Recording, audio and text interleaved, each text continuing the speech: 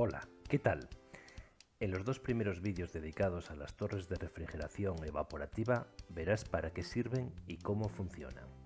Además aprenderás a distinguir los diferentes tipos de torre existentes y a reconocer las partes y elementos que las constituyen.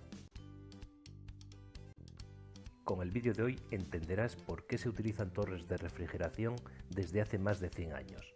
Te formarás una idea básica de cómo funcionan y reflexionarás sobre sus ventajas e inconvenientes. Mi nombre es José Díaz Trapiella. Empezamos. En multitud de procesos industriales manejamos energía térmica. Como ya sabes, una parte de la energía consumida será útil, pero siempre habrá otra parte que no podrá ser aprovechada y que será necesario disipar en el ambiente en forma de calor. Por ejemplo, en los motores térmicos, el calor que no puede ser convertido en trabajo se entrega al ambiente en el denominado foco frío. Es el caso del condensador de una central térmica o de una central nuclear. Un caso parecido es el de las máquinas frigoríficas y las bombas de calor. En ellas, toda la energía externa aportada para el funcionamiento de la máquina y todo el calor extraído del foco frío son entregados al ambiente en el condensador, que en este caso es el foco caliente. Caso diferente es el de la refrigeración de equipos, donde simplemente se busca asegurar una temperatura de operación adecuada, siempre por debajo de un valor máximo tolerable. Para ello se extrae el calor necesario mediante un fluido caloportador, normalmente el agua o el aire. De forma similar, en la refrigeración de procesos se busca eliminar la energía que ha sido aportada previamente para la obtención de un producto.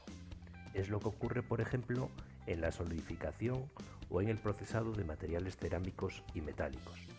También puede ser necesario evacuar el calor generado en el propio proceso de fabricación, tal como ocurre en los procesos de mecanizado por arranque de viruta. Si prestas atención, encontrarás ejemplos de necesidades similares en procesos domésticos de nuestro día a día. Lógicamente, las potencias a disipar son mucho menores y, normalmente, no necesitan equipos específicos para ser llevadas a cabo. Algo similar a los procesos domésticos de hoy en día ocurría también con la industria en sus albores. Los sumideros de calor eran directamente las reservas de agua cercanas. Los vertidos de calor eran, o más bien se consideraban, inocuos. El agua necesaria se tomaba de un río cercano y se devolvía después aguas abajo de la industria. Este tipo de refrigeración se conoce como de paso único. Sin embargo, a finales del siglo XIX, los cauces naturales de agua empezaron a ser insuficientes para una industria de dimensiones cada vez mayores.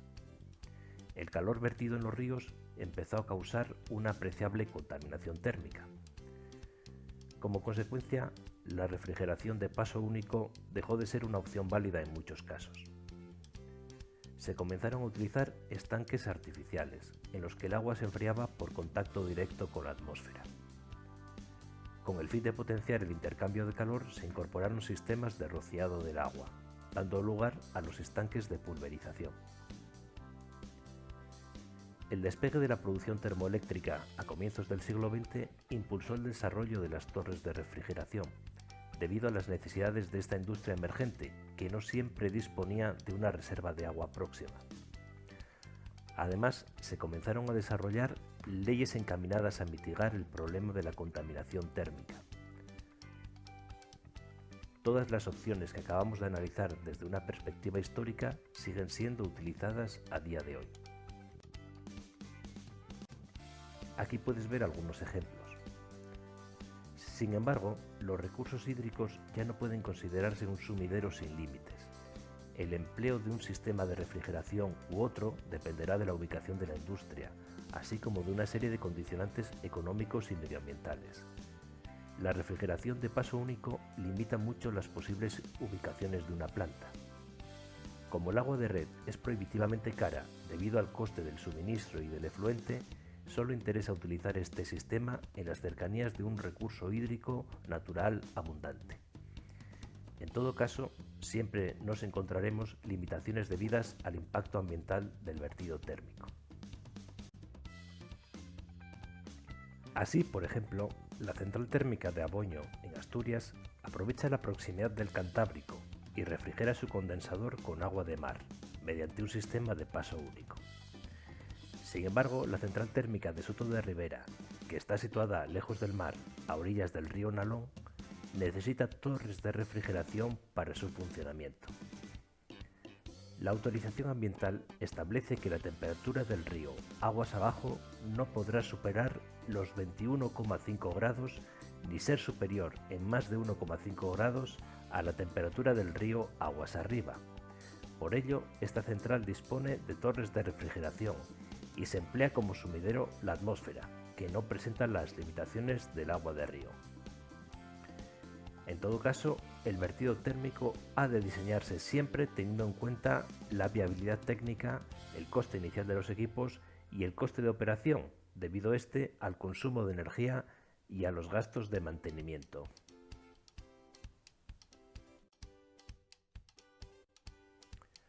Como conclusión de todo lo anterior, la atmósfera será el sumidero a emplear en la mayoría de los casos. Un fluido, normalmente el agua, extraerá el calor residual de nuestro sistema y lo transferirá al aire circundante. Podemos hacer esta transferencia de calor de dos formas. La primera se conoce como todo aire y es la empleada en las denominadas torres secas. Se llama así porque todo el intercambio de energía se realiza en forma de calor sensible, sin que agua y aire entren en contacto.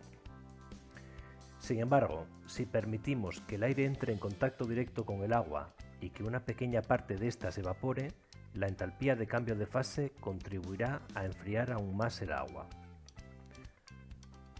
Además, tendremos que aportar agua externa para compensar las pérdidas por evaporación. Este es el principio empleado en las denominadas torres húmedas o torres de refrigeración evaporativa, a las cuales vamos a dedicar esta serie de vídeos.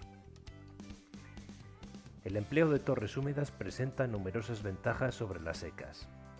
En primer lugar, en la época más desfavorable, el verano, proporcionan una temperatura de enfriamiento más baja, unos 10 o 20 grados inferior, dependiendo de la humedad ambiental. Vamos a verlo con un ejemplo.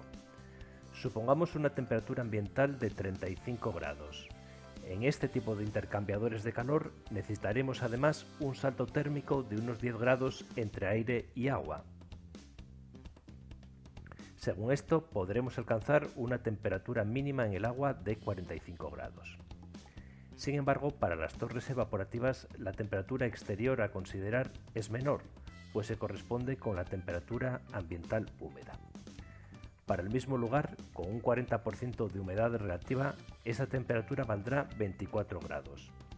Además, la íntima mezcla agua-aire proporciona una transferencia de calor más efectiva y requiere un salto térmico de solo unos 3 grados.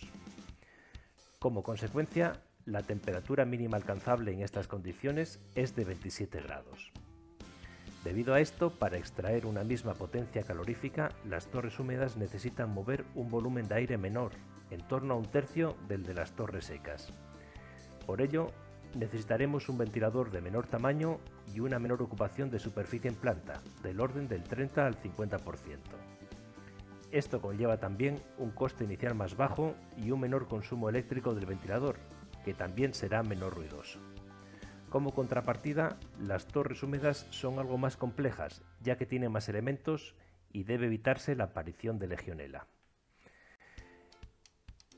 Esto eleva los gastos de mantenimiento y además debemos prever un consumo de agua, debido no solo a la evaporación, sino también a las purgas de limpieza necesarias.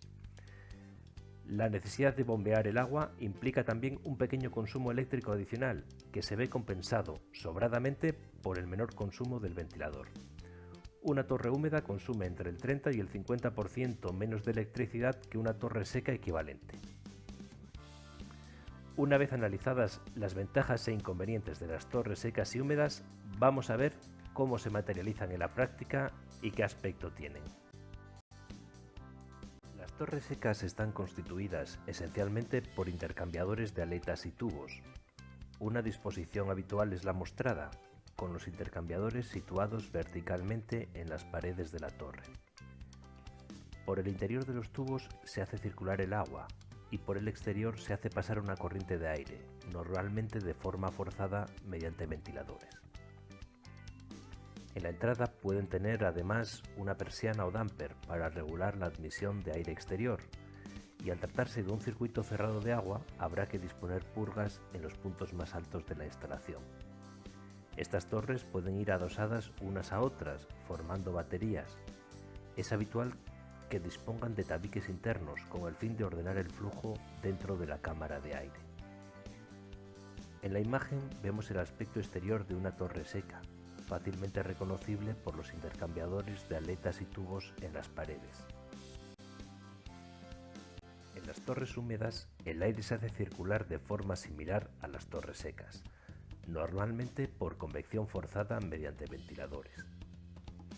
El agua se vierte y se distribuye por toda la torre, empleando para ello diferentes sistemas como sprays, bandejas o rellenos.